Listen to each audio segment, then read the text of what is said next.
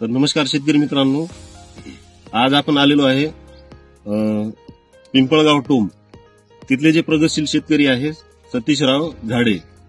तर आज त्यांच्या आपण ऊस या पिकाची पाहणी करण्यासाठी आलेलो आहे. तर त्यांना कशा पद्धतीने आपले रिझल्ट आलेले आहेत आणि रासायनिक खतं आणि आपले जे बायोफॅक्टर खतं त्यांचे कशा पद्धतीने रिझल्ट आलेले आहेत ते आज आपण प्रत्यक्ष त्यांच्याकडून जाणून घेऊया. भाऊ, तुमचं नाव सांगा. गाव माझं नाव सतीश झाडे, मी रहिवासी पिंपळगाव टोमचा. मी रासायनिक आणि याचे वापरले होते. ह्या साईडला मी रासायनिक टाकले, DAP, दाणेदार, युरिया, आणि या साईडला एकदा बायोफॅक्टर आपण खत टाकलं, याचा आधार गोल्ड आणि बायोफॅक्टर सोबत 2 दाणेदार. तर याच्यामध्ये आपण पाहू शकता की हे रासायनिक मधला फरक आणि यांचा बायोफॅक्टरचा फरक दिसून येत आहे. पान याची ग्रीनरी भरपूर आहे, रासायनिकची ग्रीनरी, पान छोटं आहे, याचं पान मोठं आहे.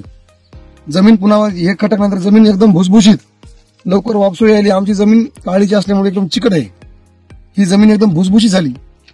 याच्यामध्ये आम्ही ज्यावेळेस पाळी धरली त्यावेळेस समजा काहीच ह्याला आपल्या अवताला माती पण लागली नाही, चिकटपणा राहिलाच नाही जमिनीमध्ये.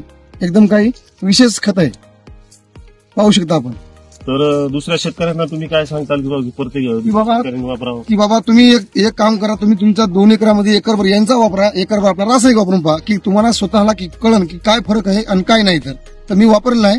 तर सगळ्याला विनंती आहे की बायोफॅक्टर हे खत एक चांगलं आहे माझ्यासाठी. तर आपण वापरलेलं आहे, रासायनिक बी आहे, बायोफॅक्टर बी. तर प्रत्येक जणांना 1-2 एकर असला, 1 एकरभर असला 20-20 गुंठे करून पहा की तुम्हाला काय फरक वाटतोय काय नाही. तर स्वतःलाच.